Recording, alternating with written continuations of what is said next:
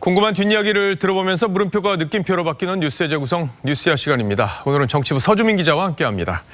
자, 첫 번째 물음표부터 보죠. 네, 첫 번째 물음표. 유승민 소아올림공 황교안 화답으로 했습니다. 예, 조금 전에 저희가 이제 유승민 의원의 기자회견 소식을 자세히 정리를 해드렸는데 사실 뒤에서 어떤 일들이 있었는지 그동안 뭐 통합이 된다 안 된다 연대로 간다 뭐 이런 얘기들이 많았잖아요. 정리를 좀 해보죠. 네. 자, 오늘 일단 회견 내용을 새로운 보수당 여기 의원들도 몰랐다면서요? 네, 그 당내 측근에게만 이 기자회견 바로 직전에 알렸다고 합니다. 어제 저희 뉴스야 시간에서도 전해드렸는데 이 새보수당 내부에서 유 의원 탈당 이야기가 나왔을 정도로 이 당내 압박이 심했습니다. 그러니까 오늘 유 의원이 합당을 선언한 데는 이런 압박이 영향을 미쳤다 이렇게 봐야 되는 겁니까? 네, 맞습니다. 그 지난 5일에 그 새보수당 내 합당파 의원들은 선거 연대를 주장하는 유 의원에게 이 결정의 마지노선을 오늘 오전까지로 제시를 했었습니다. 사흘간 고민 끝에 유 의원이 결국 이 합당파 의원들의 주장을 받아들인 건데 연대를 계속 고집할 경우 자칫 새보수당마저 분열될 수 있다는 위기감이 컸을 겁니다. 이 오늘 기자회견에서도 유 의원의 이 복잡한 심경이 드러났습니다. 자유한국당은 변한 게 없는데 합당으로 과연 국민의 마음을 얻을 수 있을까? 합당 결심을 말씀드리는 지금 이 순간에도 솔직히 이 고민이 제 마음을 짓누르고 있음을 고백합니다. 네, 유 의원이 기자회견 이후에 황교안 대표를 만나는 것 아니냐는 관측도 나왔지만 유 의원은 곧바로 대구로 내려갔습니다. 저도 오늘 회견을 지켜봤는데 통합을 위한 조건이 성숙됐다. 아직은 그 단계에 이르지 못했다고 유 의원은 생각하는 것 같더라고요. 네, 그 양측은 그 문재인 정권 심판 또 보수 통합이라는 큰 뜻에는 동의를 했지만 이 방법론에서는 차이를 보여왔습니다. 하지만 이 새보수당 내에는 이 보수 혁신도 중요하지만 정권 심판론에 불을 붙이려면 역시 통합이 필요하다는 주장이 더 많았던 게 사실입니다. 그래서 유 의원이 합당이라는 결단을 한 만큼 앞으로 쇄신의 모습을 좀 보여달라는 게 유 의원의 생각으로 보입니다. 근데 오늘 회견에서 좀 눈여겨볼 만한 부분이 신설 합당이라는 표현을 썼잖아요. 네. 이게 어떤 의미인가요? 네, 유 의원은 이 제안에 대해서 한국당의 답을 기다리겠다고 했는데 먼저 발언 내용을 한번 들어보시죠.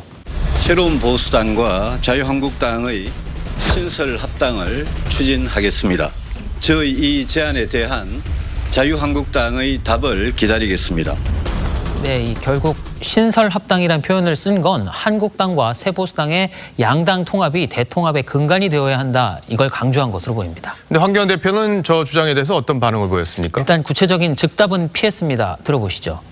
유승민 대표가 오늘 신설합당 방식으로 하자고 기자에게 말씀해 주셨는데 어떻게 그거 받아들이고 있나요? 자유민주 세력의 대통합이라고 하는 측면에서 뜻을 같이 해준 점에 대해서 대단히 고맙게 생각하고 네, 황교안 대표 입장에서도 일단은 유보적인 상태로 두고 앞으로 통합 논의를 진전시키겠다 이렇게 이해하면 될 것 같은데 네. 자, 두 사람이 만나는 게 이제 관심이었는데 유승민 의원이 오늘 대구로 갔단 말이에요. 네. 이제 매듭은 어쨌든 져야 될 텐데 어떻게 결과가 나올지 좀 지켜봐야겠습니다. 네. 첫 번째 물음표 정리를 해볼까요? 네, 첫 번째 물음표 유승민 소아올림공 황교안 화답의 느낌표는 황유 회동으로 마무리로 했습니다. 예, 앞으로 남은 일들이 많고 일단 황교안 대표가 종로를 출마했고 네.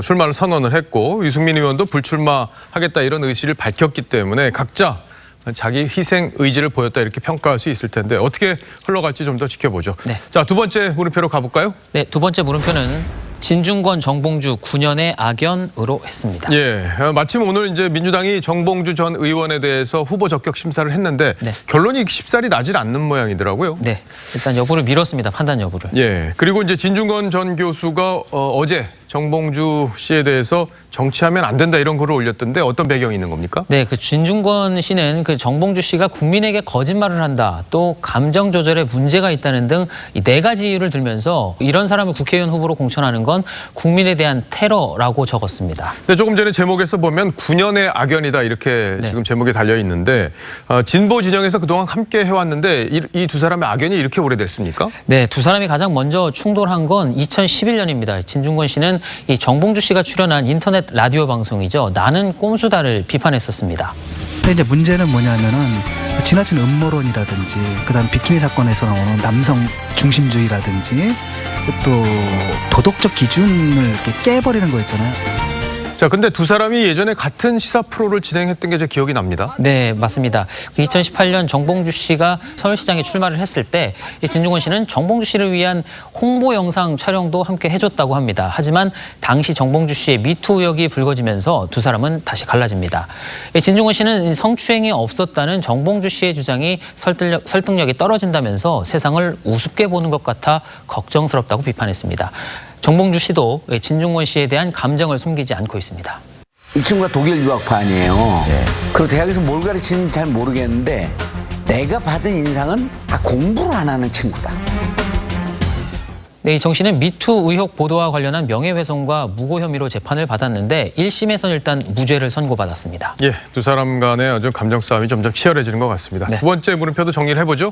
네, 두 번째 물음표 진중권, 정봉주 9년의 악연의 느낌표는 진영 논리와의 결별로 하겠습니다. 요즘에는 이제 진영 논리가 집단 이성을 마비시킨다 이런 비판도 나오고 있는데 진중권 씨의 최근 발언이 이제 그런 걸 깨는 측면에서 주목을 받는 듯합니다. 자, 잘 들었습니다. 지금까지 서주민 기자였습니다.